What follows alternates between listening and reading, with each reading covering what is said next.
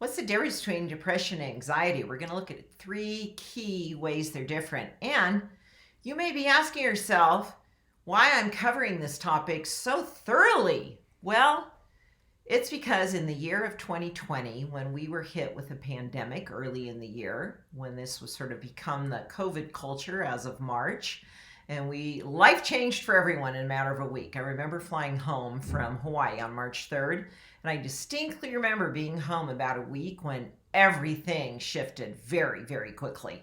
It's like, whoa, new experience, different energy. How are we responding to this?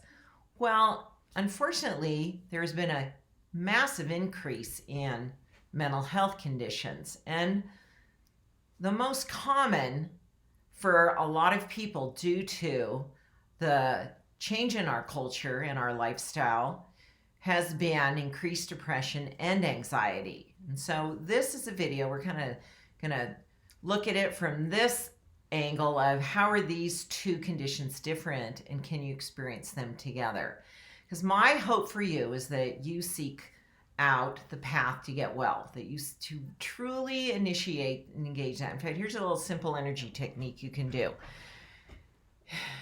If you're dealing with the side effects of the stress of 2020, and that's a given, we've all had to learn from this to see how to manage our lives. We're in different places in the world where there's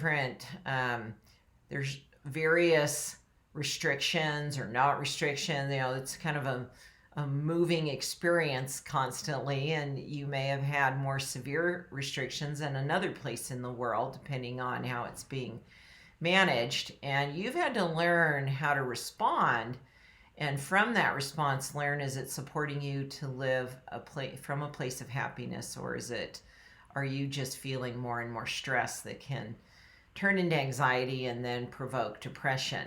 And they definitely are seeing an increase in these conditions, understandably. So that would be, don't think that's weird or unusual.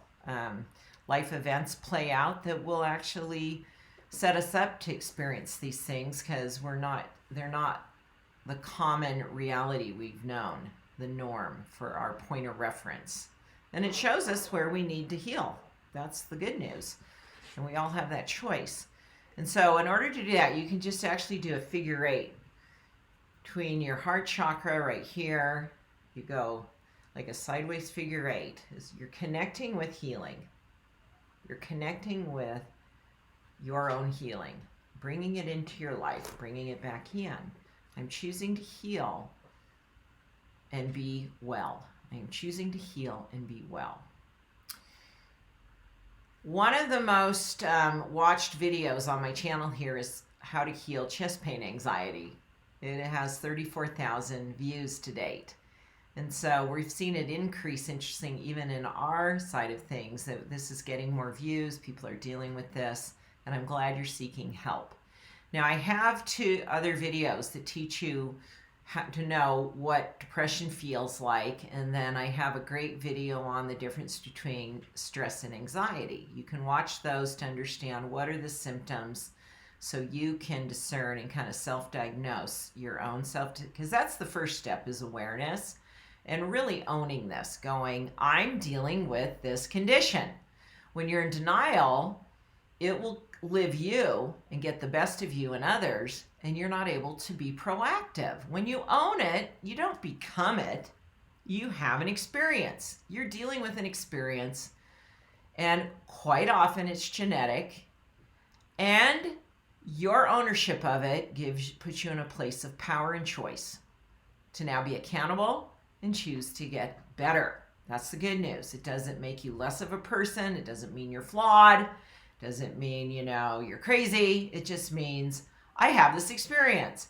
I have a brain imbalance. I have a choice to get well or to let it really get the best of me and interfere in my life. You don't have to live in that compromise. So, three key differences between them. Number one, depressed people tend to move more slowly with dull and lifeless reactions. You shut down. You go within. You want to remove yourself. You have a hard time getting up, getting going. That's why So those of you who have watched my video, this was my mantra when I was dealing with some pretty heavy duty, legit depression. And it was really, really tough getting up out of the bed until I was on the other side of this. I still use it because it's so productive. So there's a wanting to remove yourself. There's a lot of negative thoughts, a sense of worthlessness. You feel powerless to this, and it's accompanied by a lot of flawed thinking. I don't want to live. I wish I were not alive, to the point of saying, you wish you don't want to exist anymore and deal with this, because it's like you've fallen into a black hole and you can't get out of it. And so that you go within and you're crashing internally. Now, number two, people with anxiety are more to act out outwardly, keyed up, wired, frantic, and tense. And you see physical symptoms in the body and the breathing and the heart rate. So there's an outward quality of the anxiety expressing itself. And in that anxiety / panic, more verbal victim speak. I can't do any. I don't know what to do. I can't do anything about that. I'm overwhelmed. I can't handle that.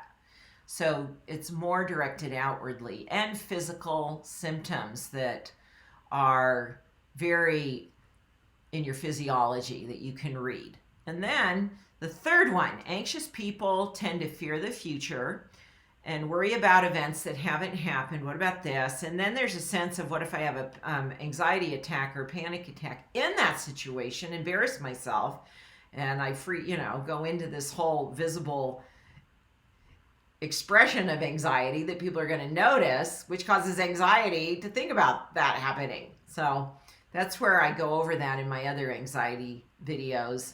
I've got some great tips on handling that, so you're not getting anxious about becoming anxious in the future. So there's other information if you relate to that. So while you haven't even had these events happen yet, while those suffering with depression are actually resigned to a dismal future without happiness or hope, where they think about the past, and their attention is on the past and how the things that have happened in their life and how depressing it is, and feeling powerless to things, and it's not going to get any better in the future. So those are three key distinct ways to know that variable. Well, what do you do about it? Well, I've gone over this in many videos. Maybe you need to hear it again. I'll repeat these real quickly because I know I've covered this. There's a lot of lifestyle habits that need to change in order to free your brain up to get well. Your diet, your exercise, your sleep, interventions, whether that requires therapy, a doctor's intervention, medication if that's correct at this time, to help you get your footing and get moving in life. Know the difference between these two. Be honest with yourself is the number one step forward. Be honest with yourself. And I can help you. I have healed my anxiety and depression. It is in remission. I could bring it back. I could make a lot of changes and go back to what I was doing, eating, a crappy diet, not taking care of myself. There's a lot of things. If I know I have that makeup genetically that could easily get turned on again, but I do all the things that support me in keeping it and preventing it, keeping it at bay, and I have an awesome life. I love my life. It's amazing. And even in 2020, it's been a great year. I've learned so much, and it's been just a period in history that we'll all have those t-shirts. I lived through the pandemic of 2020. It'll be referred back to in history when we tell the stories of this shift in our time. So get some help from me at caroltuttle.com/quiz. There's a stuck quiz you can take to see where you're keeping yourself stuck, and I can help you move forward to healing. Again, connecting your heart energy with healing. Believe in yourself.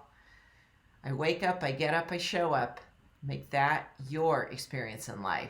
Thanks for watching, everyone. Subscribe, hit that bell. Thanks for following me.